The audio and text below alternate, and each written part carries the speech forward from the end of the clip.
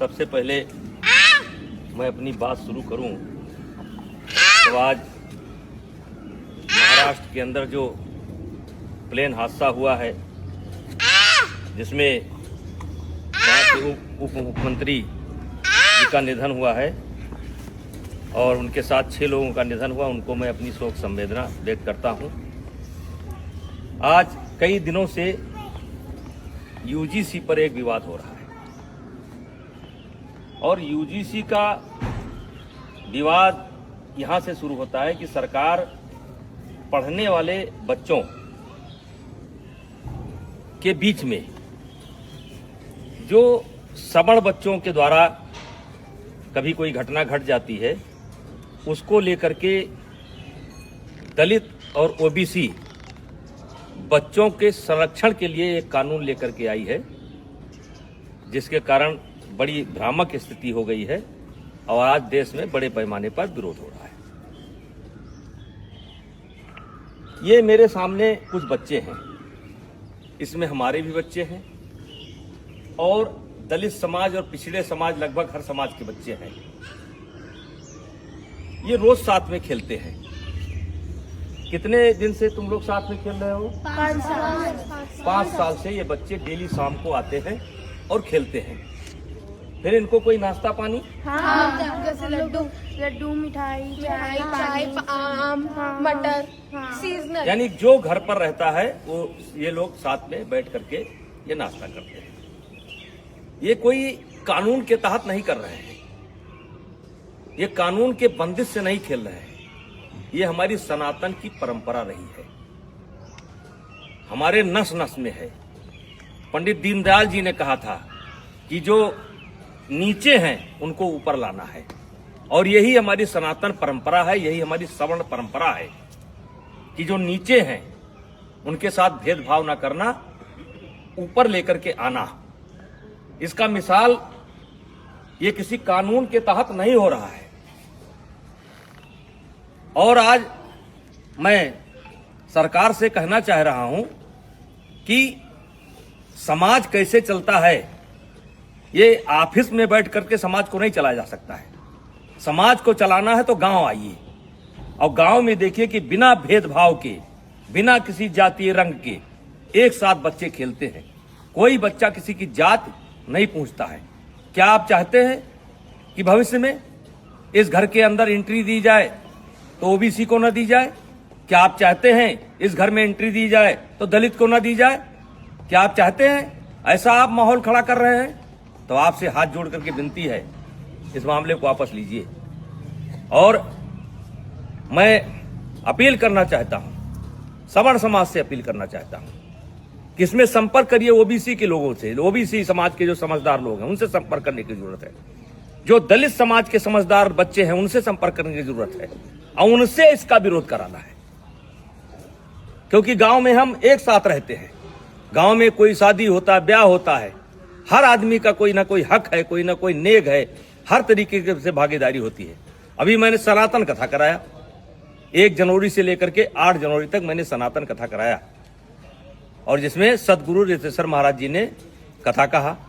मैंने 52 जाति समाज के जो धर्म गुरु थे उनसे उद्घाटन कराया, उनसे एक एक वृक्ष लिया और मैं सनातन वाटिका बनाने जा रहा हूं। आपने तो कानून बना करके हमारे उस मिशन को स्वाहा कर दिया। आकर के आइए, हम आपको दिखाते हैं कि कौन सा समाज ऐसा है जिसने उस कथा में भागीदारी नहीं की है, सहयोग नहीं किया है। तो ये कोई नई परंपरा नहीं है, ये हमारी सनातन परंपरा है, ये हमारी परंपरा रही है। इसमें कानून की कोई जरूरत नहीं है। हाँ, कोई बच्चा गलती करता है जो क्षमा करने योग्य नहीं है तो उसको आप सजा दीजिए। यदा कदा घटनाएं घट जाती हैं, सजा दीजिए, उसमें कोई विरोध नहीं है। लेकिन ये जो कानून है ये समाज में टकराव पैदा करेगा और इसीलिए आज कई दिन से मेरे ऊपर दबाव पड़ रहा था, बोलो बोलो बोलो। हमने कहा हम गांव में जाकर के बोलेंगे। ये बच्चों को मैंने जानबूझ करके इकट्ठा नहीं किया है, इसमें हर जात समाज के बच्चे हैं और एक रोज की बात नहीं, रोज खेलते हैं। और ऐसा केवल यही नहीं है, हर गांव में है। हर गांव में कोई क्रिकेट खेल रहा है, कोई कबड्डी खेल रहा है, कोई खो खो खेल रहा है, एक साथ पढ़ते हैं। वैसे भी इसके पहले आपने कानून बनाए, दलितों के ऊपर अत्याचार ना हो इसके लिए कानून बनाए। क्या दलितों के ऊपर अत्याचार रुक गया? महिलाओं के साथ अत्याचार ना हो उसके लिए कानून बनाए आप, क्या वो रुक गया? दहेज के नाम पर कानून बनाए आप, क्या वो रुक गया? रुका नहीं, दुरुपयोग ज्यादा होता है। जहां ऐसे कानूनों की समीक्षा की बात होनी चाहिए, अब पता नहीं किस मंशा से अधिकारी बैठ करके ऑफिसों में निर्णय ले लेते हैं। अब वो चाहते हैं कि ये बच्चे अगर दोस्ती करें तो जात देख करके करें, वर्ग देख करके करें। तो मैं इस कानून के पूर्णतः विरोध में हूं। अगर जरूरत पड़ेगी तो आंदोलन होगा, लेकिन आंदोलन में केवल क्षत्रिय नहीं होंगे, सनातन धर्म के मानने वाले सब होंगे, दलित भी होंगे, पिछड़े भी होंगे। ऐसे कानून की जरूरत नहीं है जो कानून हमको बांटता हो। ऐसे कानून की जरूरत नहीं है। तो कृपया हाथ जोड़ करके विनती है, मैं बहुत छोटा आदमी हूं, मैं जानता हूं कि इसका असर पता नहीं आप पर पड़े कि ना पड़े, लेकिन ये गांव ऐसे नहीं चलता है। अगर इस लोकतंत्र को जिंदा रहना है तो गांव में क्या हो रहा है इसको देखना पड़ेगा। ऑफिस में बैठ करके आप गांव को नहीं दे सकते। तो कृपया यह बंद करिए। सवर्णों के बीच में झगड़ा होता है, ब्राह्मणों ठाकुरों के बीच में भी झगड़ा होता है, दलितों के बीच में झगड़ा होता है। कहां तक आप कानून बनाएंगे? तो भाईचारा स्थापित करिए। और ये जो कानून है ये समाज को फाड़ फाड़ कर देगा, और इससे आने वाले समय में देश का बहुत नुकसान होगा, राष्ट्र का बहुत नुकसान होगा, समाज बढ़ जाएगा। कृपया हाथ जोड़ करके विनती है, ऐसे कानून न लाएं। कहने को तो बहुत कुछ इच्छा है, बोला जा सकता है, लेकिन बोलने की कोई आवश्यकता नहीं है। इस कानून से ये बच्चे बढ़ जाएंगे, ये जात देख करके दोस्ती करेंगे। कितने साल से आते हो तुम लोग? 5 साल से आते हो। और कुछ नाश्ता पानी मिलता है? हैं? खेलते हो?